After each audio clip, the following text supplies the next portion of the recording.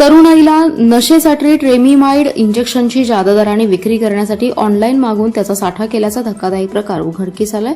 स्थानिक गुन्हे अन्वेषण विभागाने आष्टा येथील घाटगेमळा परिसरातून दोघा युवकांना अटक केली असून त्यांच्याकडून 26,766 रुपयांची ट्रेमिमाइड इंजेक्शन हस्तगत केली आहेत। अभिषेक भीमराव सरवदे आणि रेहान रफिक मुजावर अशी अटक केलेल्यांची नावे आहेत। या प्रकरणी आष्टा पोलीस ठाण्यात गुन्हा दाखल करण्यात आलाय।